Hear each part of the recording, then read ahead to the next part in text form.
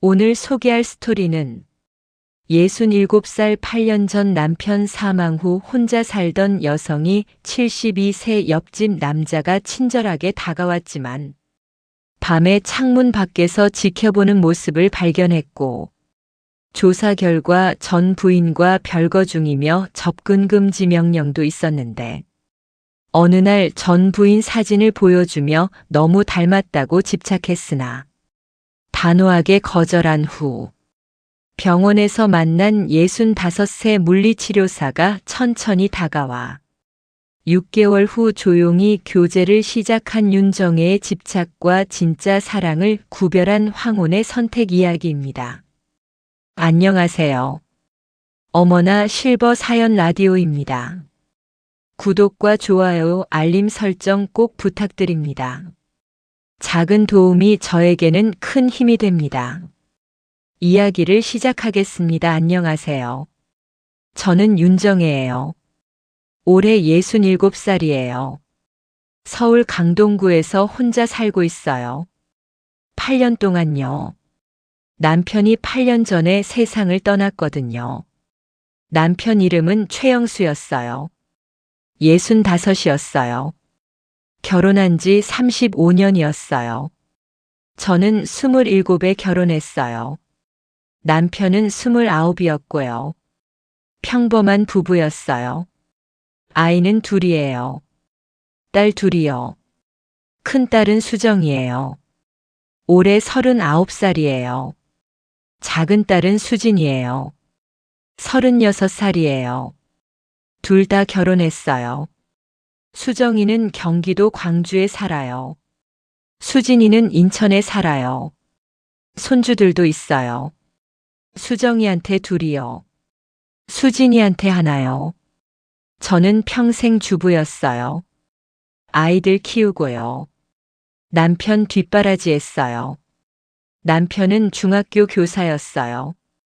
국어 선생님이었죠. 30년 동안 가르쳤어요. 5년 전에 정년 퇴임했어요. 하지만요. 3년 후에 세상을 떠났어요. 췌장암이었어요. 일부 남편이 떠난 후 대사량 2배 확장 남편이 떠난 후요. 정말 힘들었어요. 매일 울었어요. 집 안 곳곳에 남편 흔적이 있었거든요. 거실 소파에는요. 남편이 늘 앉던 자리가 있었어요. 오른쪽 구석 자리요. 그 자리만 보면요. 눈물이 났어요. 부엌에는요. 남편이 좋아하던 찻잔이 있었어요. 파란색 도자기 찻잔이요. 아직도 그 찻잔으로 차를 마셔요. 남편이 마시던 것처럼요.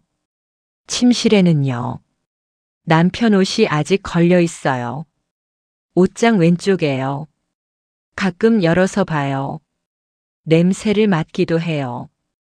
남편 냄새가 아직 남아있는 것 같아서요. 8년이 지났지만요. 여전히 그리워요. 매일이요. 아침에 일어나면요. 옆자리가 비어 있어요. 여보, 일어나? 예전엔 제가 깨웠거든요. 하지만 이제는 없어요. 혼자 아침을 먹어요. 식탁에 혼자 앉아서요.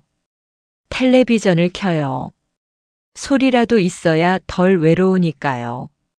점심도 혼자요. 저녁도 혼자요. 매일 똑같아요. 딸들이 가끔 와요. 한 달에 한두 번 정도요. 엄마, 괜찮아? 외롭지 않아? 라고 물어요. 괜찮아. 엄마 혼자 잘 살아 라고 거짓말해요. 진짜는요. 정말 외로워요.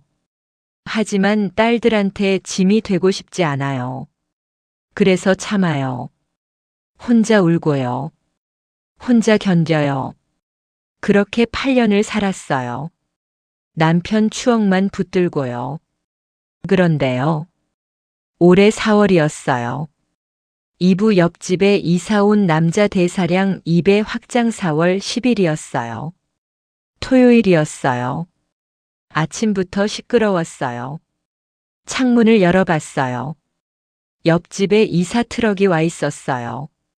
옆집에 누가 이사 오나 보네. 생각했어요. 옆집은 6개월 동안 비어 있었거든요. 이사 짐을 옮기는 사람들이 보였어요. 그 중에 한 남자가 있었어요. 70대로 보였어요. 키는 170cm 정도요. 백발이었지만 단정했어요. 회색 스웨터에 검은 바지를 입고 있었어요. 혼자 사는 건가? 궁금했어요. 가족이 보이지 않았거든요. 이사는 하루 종일 계속됐어요. 저녁이 되어서야 끝났어요. 다음 날이었어요. 일요일이요. 남편 기일이었어요. 8년 전 그날이요. 아침부터 제사 준비를 했어요. 상을 차렸어요. 혼자서요. 예전엔 딸들이 왔는데요. 요즘은 바빠서 못 와요. 그래서 혼자 지내요. 제사를 지냈어요. 절을 했어요. 눈물이 났어요. 여보, 보고 싶어 라고 혼잣말했습니다. 한참을 울었어요. 제사를 마치고요. 마당을 정리했어요. 상 치운 것들을 밖에 내놓으려고요. 마당으로 나갔어요. 그때였어요. 옆집 담장 너머에서 누군가 말을 걸었어요.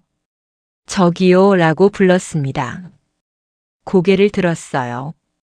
어제 이사 온 남자였어요. 네. 라고 대답했습니다. 혹시 제사 지내셨어요? 라고 물었습니다. 아, 네. 라고 대답했습니다. 혼자 하시느라 힘드셨겠어요. 라고 말했습니다. 괜찮아요. 라고 대답했습니다. 저는 옆집으로 이사 온 박도현이라고 합니다. 라고 자기소개했습니다. 아, 저는 윤정혜예요. 라고 인사했습니다. 반갑습니다.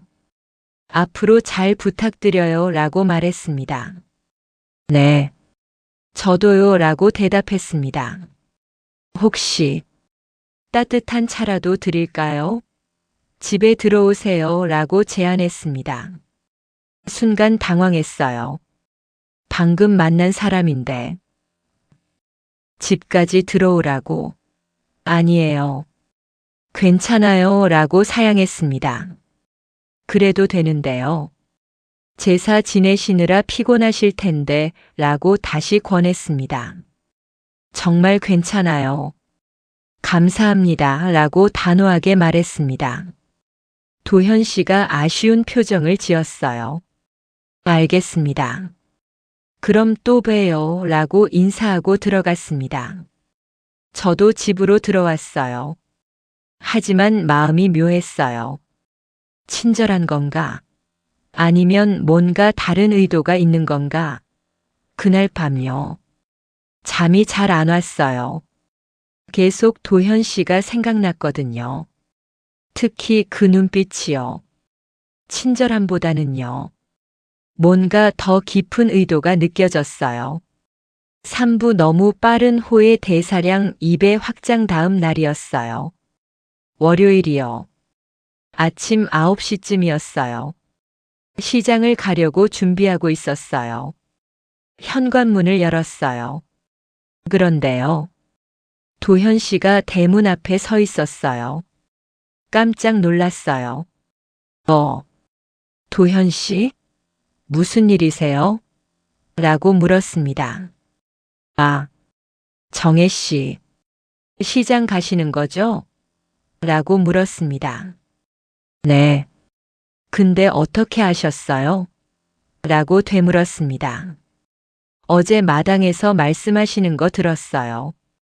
딸분한테 전화하시면서요. 라고 설명했습니다. 내 전화를 엿듣고 있었다고. 불편했어요. 아, 그렇군요. 라고 어색하게 대답했습니다. 제가 차로 태워드릴게요. 짐도 많으실 텐데요. 라고 제안했습니다. 아니에요. 버스 타고 갈 거예요 라고 거절했습니다. 버스는 불편하잖아요. 제가 차 있는데 뭐라고 다시 권했습니다. 정말 괜찮아요. 혼자 다니는 게 익숙해서요 라고 단호하게 말했습니다. 도현 씨 표정이 살짝 굳었어요. 하지만 금방 미소 지었어요. 알겠습니다. 그럼 조심히 다녀오세요 라고 말했습니다. 네. 감사합니다 라고 인사하고 나왔습니다. 버스 정류장으로 걸어갔어요. 뒤를 돌아봤어요. 도현 씨가 여전히 서서 저를 보고 있었어요. 소름이 돋았어요. 왜 계속 보고 있지? 불안했어요. 시장을 보고 돌아왔어요. 오후 2시쯤이었어요. 집 앞에 도착했어요. 짐이 무거웠어요.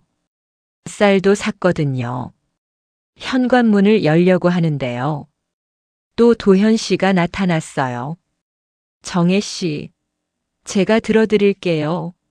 라고 말하며 다가왔습니다. 괜찮아요. 혼자 할 수 있어요. 라고 급하게 말했습니다. 하지만 도현 씨는 이미 제 짐을 받아들었어요. 이렇게 무거운 걸 어떻게 혼자 들어요? 제가 들어드릴게요 라고 말했습니다. 어쩔 수 없었어요. 고맙습니다 라고 말했습니다. 도현 씨가 짐을 들고 집 안으로 들어왔어요. 부엌까지 들고 갔어요. 여기 놓으면 될까요? 라고 물었습니다. 네. 거기 놓으세요 라고 대답했습니다. 짐을 내려놓고요. 주위를 둘러봤어요. 집이 참 아늑하네요 라고 말했습니다. 감사합니다 라고 대답했습니다. 혼자 사시니까 외로우시겠어요 라고 말했습니다. 익숙해요 라고 짧게 대답했습니다. 도현 씨가 저를 똑바로 봤어요. 정혜 씨, 죄책감 가질 필요 없어요 라고 갑자기 말했습니다. 네? 무슨 말씀이세요? 라고 물었습니다. 남편분 돌아가신 지 오래됐잖아요. 이제 새로운 사람 만나도 괜찮아요 라고 말했습니다. 가슴이 철렁했어요. 무슨 소리를 하는 거지? 그런 생각 없어요 라고 말했습니다. 왜요? 아직 젊잖아요. 67이면 아직 많이 남았어요 라고 말했습니다. 불편했어요. 정말로요. 도현 씨, 저 괜찮아요. 이제 나가주세요 라고 말했습니다. 도현 씨가 미소 지었어요. 어색한 미소였어요. 알겠습니다. 그럼 또 봬요 라고 말하고 나갔습니다. 문을 닫았어요. 심장이 빨리 뛰었어요. 이상해. 너무 빠르게 가까워지려고 해. 그날 밤이었어요. 사부 창밖에 실루엣 대사량 2배 확장밤 11시쯤이었어요. 잠을 자려고 침실로 갔어요. 커튼을 닫으려고 창문으로 갔어요. 그런데요. 창밖에 누군가 서 있었어요. 어둠 속에요. 실루엣만 보였어요. 하지만 확실히 사람이었어요. 심장이 멎는 것 같았어요. 누구세요? 라고 떨리는 목소리로 물었습니다. 대답이 없었어요. 하지만 움직이지도 않았어요. 계속 서 있었어요. 저를 보면서요. 무서웠어요. 정말 무서웠어요. 급하게 커튼을 닫았어요. 방문을 잠갔어요. 침대에 앉았어요. 손이 떨렸어요. 누구지? 도둑인가? 아니면 갑자기 생각났어요. 도현 씨가요. 설마 도현 씨인가? 심장이 더 빨리 뛰었어요. 휴대폰을 들었어요. 경찰에 신고하려고요. 하지만 망설였어요. 확실하지도 않은데 만약 도현 씨가 아니면 결국 신고하지 못했어요. 밤새 잠을 못 잤어요. 계속 창문 쪽을 봤어요. 혹시 또 올까 봐요. 다음 날 아침이었어요. 피곤했어요. 한숨도 못 잤거든요. 커튼을 열었어요. 창밖을 봤어요. 아무도 없었어요. 하지만 땅에 발자국이 있었어요. 어젯밤에 비가 왔었거든요. 땅이 축축했어요. 발자국이 선명했어요. 창문 바로 앞에요. 정말로 누군가 거기 서 있었던 거예요. 소름이 돋았어요. 급하게 옷을 입었어요. 밖으로 나갔어요. 발자국을 따라가 봤어요. 어디로 이어지는지요. 발자국은요. 옆집으로 이어졌어요. 도현 씨 집으로요. 심장이 철렁했어요. 역시 도현 씨였어. 왜 내 창문 앞에 서 있었던 거지? 무서웠어요. 집으로 돌아왔어요. 문을 잠갔어요. 하루 종일 집에만 있었어요. 밖에 나가기 무서웠거든요.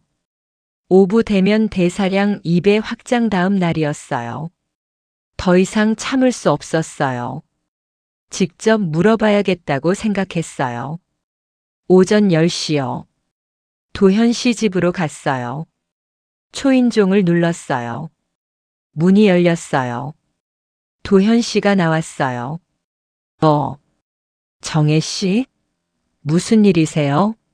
라고 반갑게 말했습니다. 도현 씨, 물어볼 게 있어요. 라고 단도직입적으로 말했습니다. 뭔데요? 들어오세요. 라고 말했습니다.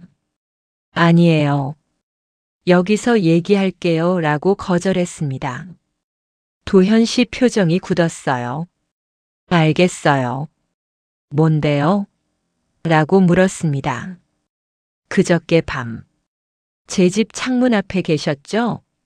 라고 직접적으로 물었습니다.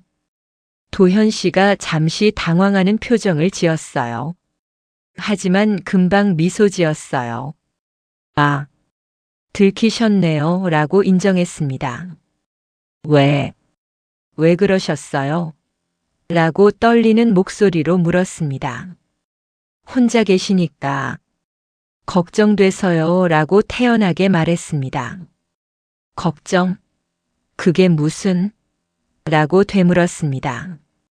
정혜 씨 혼자 사시잖아요. 혹시 무슨 일 생기면 어떡해요? 그래서 가끔 확인하는 거예요. 라고 설명했습니다. 믿을 수 없었어요. 확인이요? 그게 정상이라고 생각하세요? 라고 따졌습니다. 전 정혜 씨를 지켜주고 싶은 거예요. 라고 말했습니다.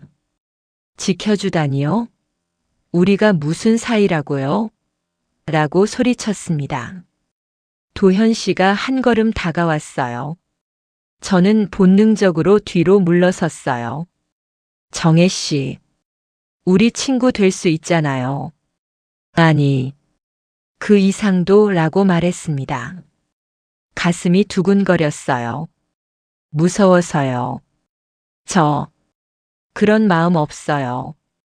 다시는 제 집 근처에 오지 마세요. 라고 단호하게 말했습니다. 도현 씨 표정이 굳었어요. 정혜 씨, 오해예요. 전 그냥 라고 말하려 했지만요. 말을 끊었어요. 오해 아니에요. 제발 저를 내버려 두세요. 라고 말하고 돌아섰습니다. 정혜 씨, 라고 뒤에서 불렀지만요. 돌아보지 않았어요. 집으로 뛰어왔어요. 문을 잠갔어요. 주저앉았어요. 무서웠어요. 정말 무서웠어요. 육부 과거 조사 대사량 2배 확장 며칠 동안요. 집에만 있었어요. 밖에 나가기 무서웠거든요. 하지만 장을 봐야 했어요. 일주일 후였어요. 용기를 내서 밖으로 나갔어요. 도현 씨가 안 보이는 시간을 골랐어요. 오전 11시요. 주민센터로 갔어요. 직원분을 만났어요. 실례지만 여쭤볼 게 있어요. 라고 조심스럽게 말했습니다. 네. 무엇을 도와드릴까요? 라고 물었습니다. 옆집에 이사 온 박도현 씨에 대해 아시나요? 라고 물었습니다. 직원분 표정이 살짝 굳었어요. 아, 도현 씨요? 라고 되물었습니다. 네. 혹시 그분에 대해 아시는 게 있으면 말씀해 주실 수 있나요? 라고 부탁했습니다. 직원분이 주위를 둘러봤어요. 그리고 작은 목소리로 말했어요. 저희가 개인정보를 함부로 말씀드릴 순 없지만 조심하시는 게 좋을 것 같아요. 라고 조언했습니다. 왜요? 무슨 일이 있었나요? 라고 급하게 물었습니다. 도현 씨, 최근까지 부인과 별거 중이었어요. 라고 말했습니다. 별거요? 라고 되물었습니다. 네. 그리고 법원에서 접근금지 명령 신청도 있었어요. 라고 작은 목소리로 말했습니다. 숨이 턱 막혔어요. 접근금지 명령? 라고 떨리는 목소리로 되물었습니다. 네. 부인분이 신청했대요. 도현 씨가 계속 쫓아다니고 집 앞에서 기다리고 그랬다고 라고 설명했습니다. 손이 떨렸어요. 그럼 이혼했나요? 라고 물었습니다. 아직은 아닌 것 같아요. 별거 중인 걸로 알아요. 라고 대답했습니다. 가슴이 무너지는 것 같았어요. 더 물어볼 게 있어요? 라고 직원분이 물었습니다. 아니요. 고맙습니다. 라고 말하고 나왔습니다. 집으로 돌아오는 길이요. 다리가 후들거렸어요. 접근금지 명령. 부인을 쫓아다녔다고. 그럼 나한테도? 소름이 돋았어요. 집에 도착했어요. 문을 잠그고요. 소파에 앉았어요. 어떻게 해야 할지 몰랐어요. 그때였어요. 휴대폰이 울렸어요. 문자였어요. 모르는 번호였어요. 열어봤어요. 정혜 씨, 내일 얘기 좀 해요. 꼭요. 마이너스 도현 심장이 뛰었어요. 어떻게 내 번호를 알지? 준 적도 없는데. 무서웠어요. 답장하지 않았어요.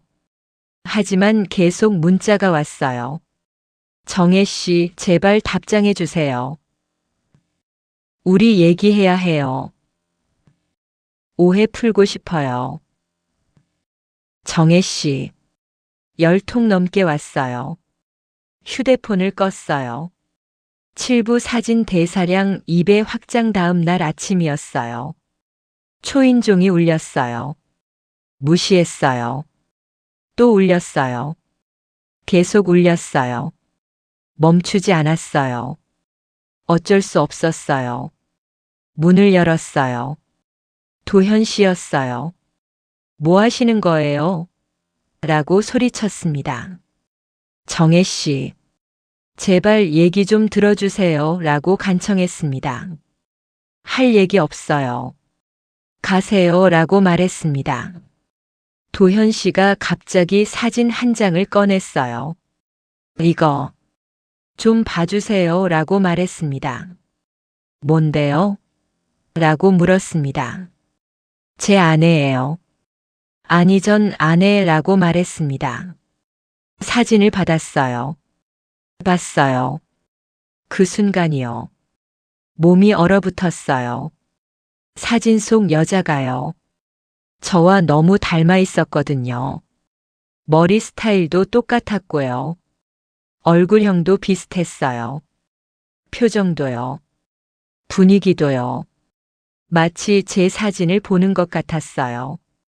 이게 뭐예요? 라고 떨리는 목소리로 물었습니다. 도현 씨가 말했어요. 이 사람이 제 아내였어요.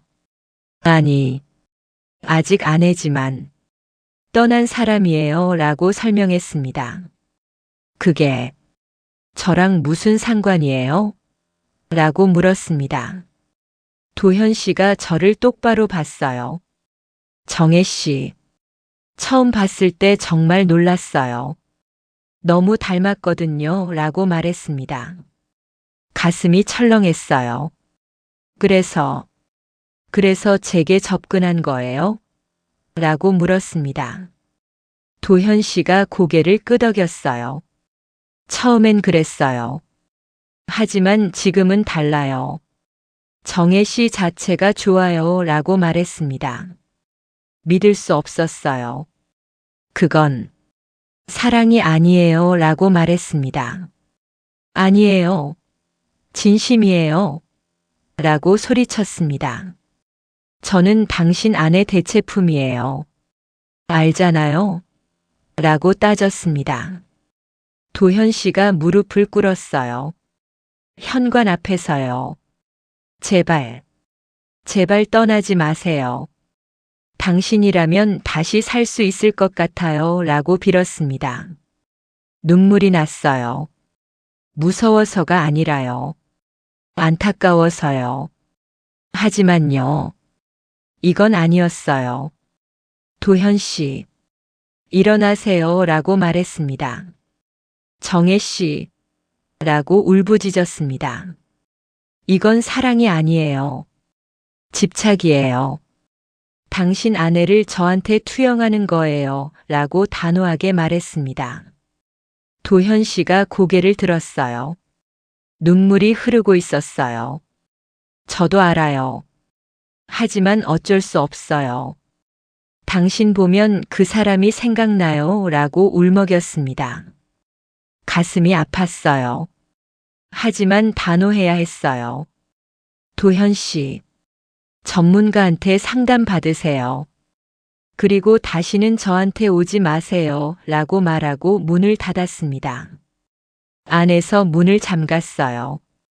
밖에서 도현 씨가 계속 불렀어요. 정혜 씨, 정혜 씨, 라고 소리쳤습니다. 하지만 문을 열지 않았어요. 1시간쯤 지났을까요? 밖이 조용해졌어요. 창문으로 살짝 봤어요. 도현 씨가 가고 없었어요. 주저앉았어요. 한참을 울었어요.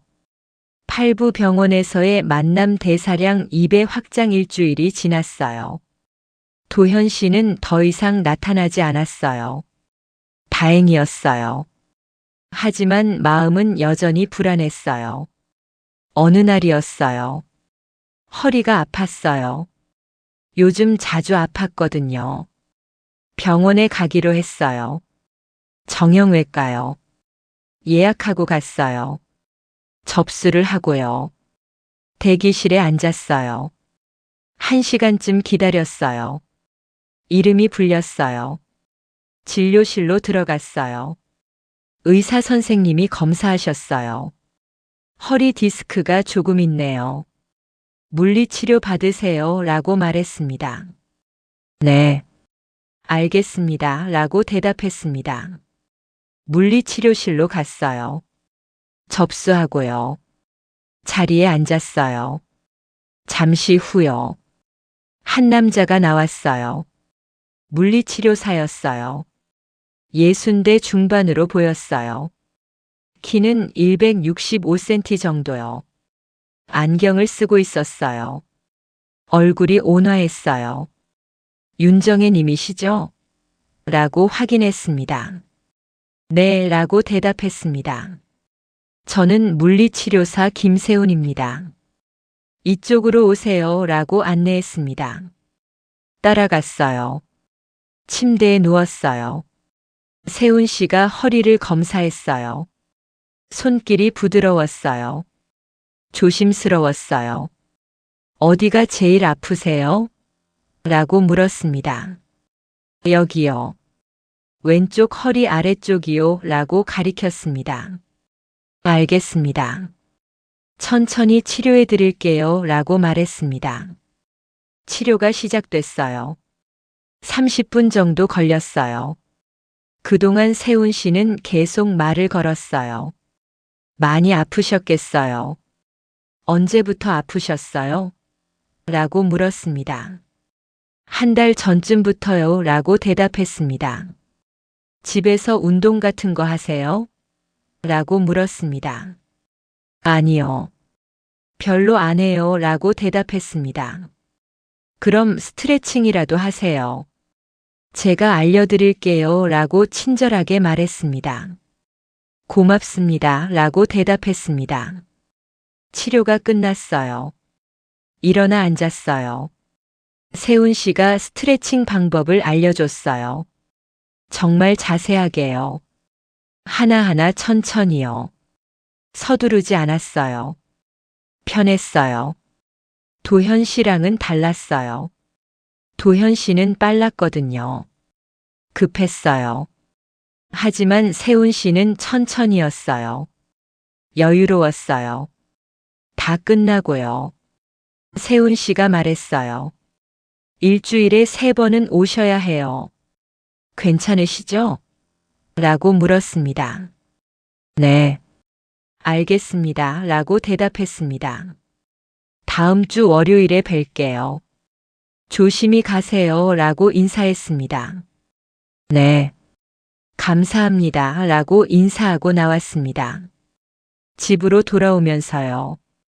기분이 좋았어요. 오랜만에요. 구부 천천히 다가오는 따뜻함 대사량 2배 확장 다음 주 월요일이었어요. 병원에 갔어요. 세훈 씨가 반갑게 맞아줬어요. 오셨어요? 허리는 좀 어때요? 라고 물었습니다. 조금 나아진 것 같아요. 라고 대답했습니다. 다행이네요. 오늘도 열심히 치료해봐요. 라고 말했습니다. 치료를 받았어요. 역시 부드러웠어요. 조심스러웠어요. 세훈 씨는 치료하면서도 계속 얘기했어요. 혼자 사세요? 라고 물었습니다. 네. 남편이 8년 전에 세상을 떠났어요. 라고 대답했습니다. 그랬군요. 외로우시겠어요. 라고 위로했습니다. 익숙해요. 라고 대답했습니다. 익숙해도 외로운 건 외로운 거죠. 라고 말했습니다. 그 말이 가슴에 와닿았어요. 세훈 씨는요? 라고 물었습니다. 저도 혼자 살아요. 10년 전에 이혼했어요. 라고 대답했습니다. 그랬구나. 라고 말했습니다. 자녀는요? 라고 물었습니다. 딸이 하나 있는데 미국에 살아요. 라고 대답했습니다. 그럼 자주 못 보시겠네요. 라고 말했습니다. 네. 1년에 한 번 정도요. 라고 대답했습니다. 저랑 비슷하네요. 제 딸들도 멀리 살아요. 라고 말했습니다. 그렇구나. 라고 대답했습니다. 그날 이후로요. 일주일에 3번씩 만났어요. 월수금요일이요. 치료받으러 갔어요. 매번 세훈 씨가 반갑게 맞아줬어요. 그리고 자연스럽게 얘기했어요. 과거 이야기도 하고요. 일상 이야기도 했어요. 편했어요. 정말 편했어요. 한 달이 지났어요. 허리도 많이 나아졌어요. 어느 날이었어요. 치료가 끝나고요. 세훈 씨가 말했어요. 정혜 씨, 이제 많이 좋아지셨어요. 다음 주부터는 일주일에 한 번만 오셔도 될 것 같아요. 라고 말했습니다. 순간 아쉬웠어요. 일주일에 3번 만나는 게 좋았거든요. 아, 그렇구나. 라고 대답했습니다. 세훈 씨가 조심스럽게 물었어요. 혹시 불편하지 않으시면 가끔 같이 산책하실래요? 라고 제안했습니다. 심장이 뛰었어요. 하지만 도현 씨 때와는 달랐어요. 무섭지 않았어요. 오히려 좋았어요. 좋아요 라고 대답했습니다. 세훈 씨가 환하게 웃었어요. 그럼 이번 주 토요일은 어때요? 라고 물었습니다. 좋아요 라고 대답했습니다. 10부 진짜 사랑의 시작 대사량 2배 확장 토요일이 됐어요. 오후 3시에 약속했어요. 병원 앞에서요. 준비하고 나갔어요. 세훈 씨가 먼저 와 있었어요. 오셨어요? 라고 반갑게 인사했습니다. 네 라고 대답했습니다. 근처 공원으로 걸어갔어요. 천천히요. 세훈 씨는 제 걸음에 맞춰 걸었어요. 빠르지도 느리지도 않게요. 날씨 좋네요 라고 말했습니다. 그러게요 라고 대답했습니다. 1시간 정도 걸었어요. 벤치에 앉았어요. 세훈 씨가 말했어요. 정혜 씨라고 불렀습니다. 네. 라고 대답했습니다. 제가 너무 빠르게 가는 건 아닌지 모르겠어요. 라고 조심스럽게 말했습니다. 무슨 말씀이세요? 라고 물었습니다. 정혜 씨가 좋아요. 하지만 부담 주고 싶지 않아요. 라고 솔직하게 말했습니다. 가슴이 따뜻해졌어요. 세훈 씨. 라고 불렀습니다. 네. 라고 대답했습니다. 저도 좋아요 라고 조심스럽게 고백했습니다. 세훈 씨가 환하게 웃었어요. 정말요? 라고 물었습니다. 네.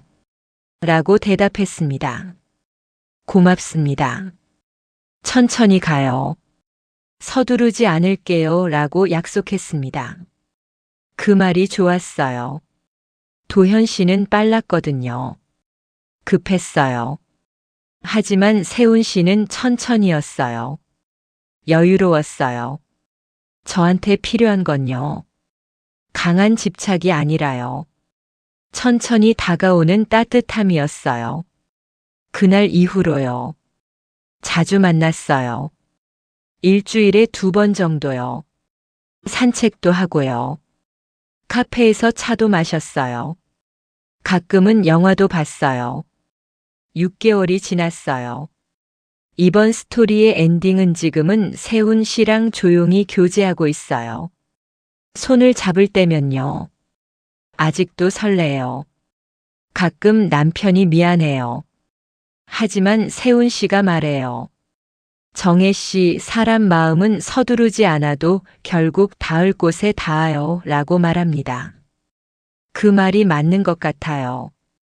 도현 씨는요. 더 이상 나타나지 않았어요. 다른 동네로 이사 갔다고 들었어요. 전문가 상담을 받는다고도 하더라고요. 다행이에요. 생각해보면요. 정말 무서웠어요. 도현 씨의 집착이요. 처음엔 친절인 줄 알았어요. 하지만 아니었어요. 집착이었어요. 저를 본 게 아니라요. 전 부인을 본 거였어요. 그건 사랑이 아니에요. 진짜 사랑은요. 세훈 씨처럼요.